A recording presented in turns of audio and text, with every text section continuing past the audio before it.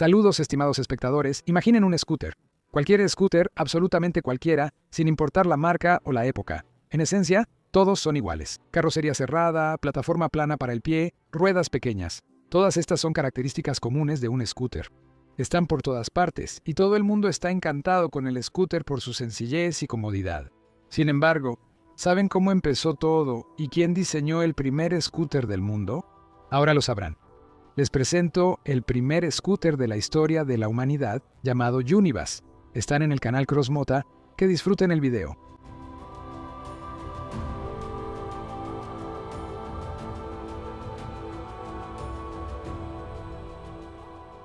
Para cuando debutó el scooter Unibus en 1920, algunos ingenieros ya habían propuesto diseños de motocicletas que, según su idea, ofrecían mayor comodidad, protección contra salpicaduras de lodo y una posición de manejo que permitía su uso por mujeres. Es decir, que permitía un manejo seguro, incluso estando vestida con un vestido voluminoso o una falda larga. Sin embargo, fue precisamente este aparato el primero en la historia de la humanidad en combinar todas las características distintivas de un scooter. Es decir, carrocería cerrada, plataforma plana para los pies y ruedas pequeñas. Unibus definitivamente se adelantó a su tiempo.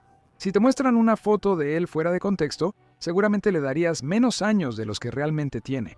Pero no, Unibus fue construido hace ya más de 100 años. Vamos a conocer este vehículo más de cerca.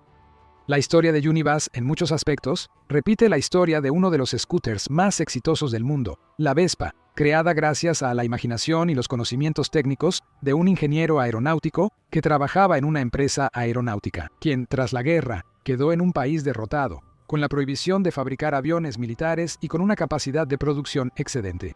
Es bien sabido que Corradino d'Ascanio odiaba las motocicletas. Por eso, cuando la empresa Piaggio le encargó desarrollar un vehículo motorizado de 2 ruedas, se inspiró en soluciones de la aviación. En realidad, no inventó algo completamente nuevo, sino que en muchos aspectos repitió la historia del británico Harold Bowlby. No se sabe con certeza si d'Ascanio sabía de Bowlby o si se inspiró en él. La historia se repitió literalmente siguiendo el mismo patrón. Retrocedamos 60 años desde la Italia de 1945.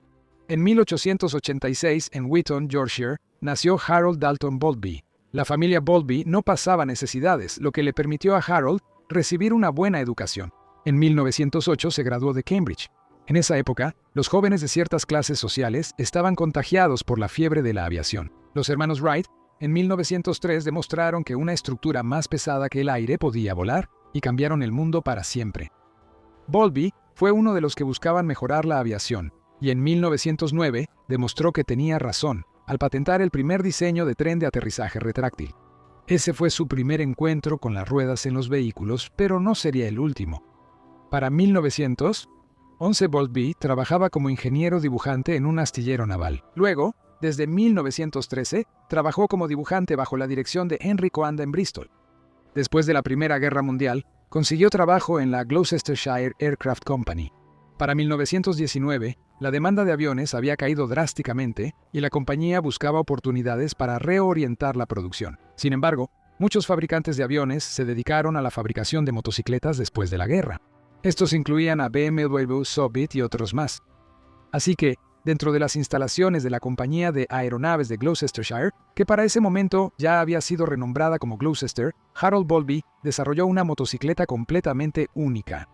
El Unibus se veía sumamente inusual y causó gran revuelo entre el público cuando fue presentado en la exhibición en el verano de 1920. El scooter estaba dirigido a una clientela adinerada y costaba 96 libras. Lo mismo costaba la nueva Superbike Brab Superior. Eso era lo que, en promedio, ganaba un obrero en un año. ¿Y qué recibía el consumidor por esa cantidad? Pues recibía una de las motocicletas más avanzadas de su época.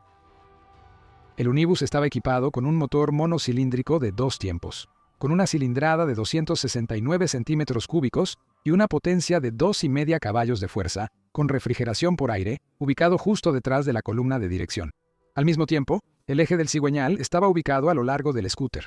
El magneto se encontraba al frente, mientras que el embrague y la caja de cambios de 2 velocidades estaban en la parte trasera. Desde la caja de cambios, el par motor se transmitía a la rueda trasera mediante un eje con engranaje de tornillos sin fin. El chasis fue diseñado según los estándares automotrices. Definitivamente, también incorporaba soluciones del automóvil. El bastidor era una estructura tipo bañera de acero con guías horizontales perforadas y paneles transversales que formaban cajas para la columna de dirección y el compartimiento debajo del asiento. La carrocería estaba hecha de aluminio estampado y cubría completamente el motor, los tanques de combustible y de aceite, así como el espacio debajo del asiento. Este último tenía un volumen considerable y permitía guardar herramientas y transportar equipaje. Quizás la característica más poco convencional de su Unibus era su sistema de frenos doble con 2 pares de zapatas de freno. Un par se accionaba manualmente y el otro con el pie. Ambos frenos funcionaban dentro de la carcasa de la transmisión de la rueda trasera, no en el cubo, como se volvió común después. También era inusual para una motocicleta de esa época la suspensión suave en ambas ruedas. La rueda trasera tenía suspensión, usando resortes de cuarto de elipse. La horquilla también era con suspensión, con brazos cortos que giraban desde la parte inferior de la columna de dirección, y los extremos de los resortes se fijaban a la columna de dirección y a la barra de arrastre delante del eje delantero.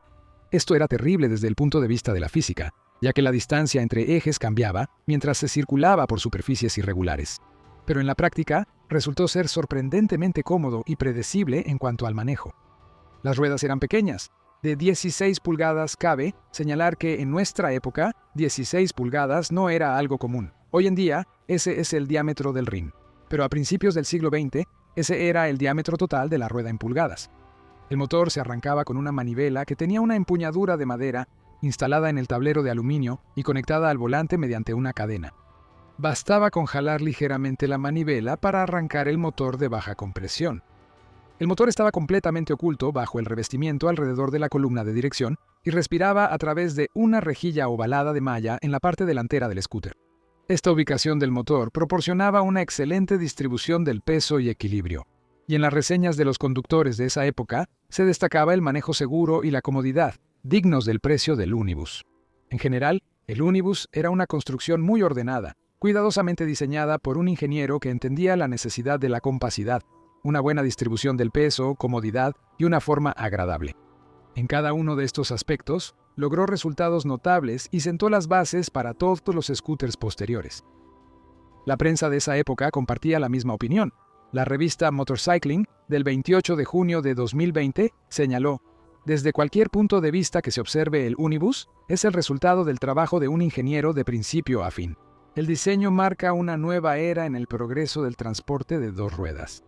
La revista The Motorcycle, del 2 de diciembre de ese mismo año, escribió: uno de los modelos más interesantes de la línea de motocicletas pequeñas es el Unibus, que demuestra una clara originalidad.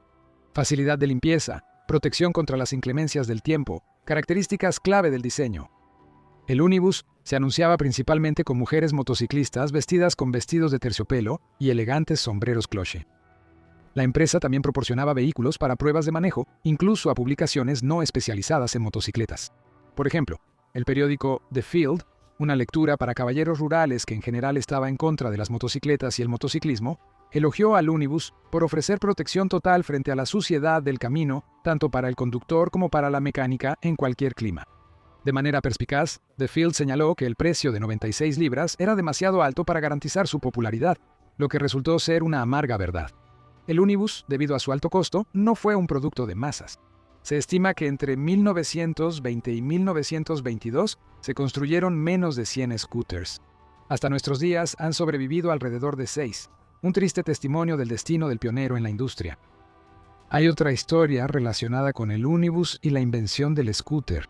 Es una historia social de mujeres sobre ruedas.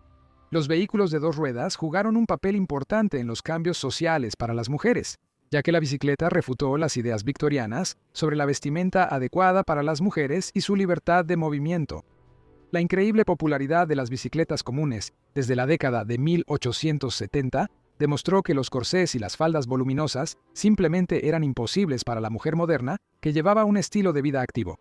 Ya en las décadas de 1900 y 1910, en los catálogos de la mayoría de los fabricantes británicos de motocicletas, aparecieron motocicletas diseñadas especialmente para mujeres, con un cuadro bajo. Esto fue un intento de las compañías por competir por un nuevo cliente.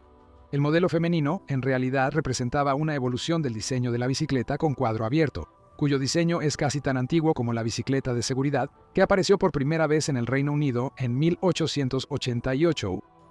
Un vehículo interesante que en la segunda mitad de la década de 1910 fue activamente promocionada por mujeres era la Neraka.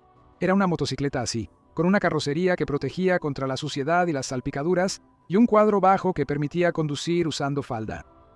La Neraka se acercaba a la idea de una motoneta, pero sin plataforma para los pies y con una posición de manejo algo diferente. Ya no existen modelos de motocicletas para mujeres, a diferencia de las bicicletas. Con el tiempo, la motoneta se convirtió básicamente en un modelo de motocicleta para mujeres.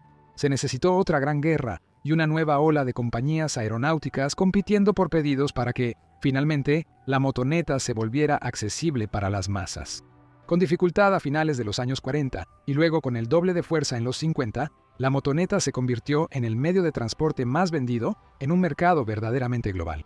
Si Bowlby hubiera vuelto a construir una motoneta después de la Segunda Guerra Mundial, tal vez hoy no estaría tan olvidado y su Univa sería venerado por su genialidad y diseño refinado. Pero fue precisamente el talento de los diseñadores italianos lo que encendió la pasión del público por las motonetas en los años 50 y los métodos de producción que las hicieron accesibles, junto con la demanda constante de medios de transporte ligeros, las convirtieron en el medio de transporte más popular del mundo. Así es, amigos, la historia de la primera motoneta del mundo. En este punto, mi relato llega a su fin. Con ustedes estuvo el canal Cross Moto. Hasta la próxima.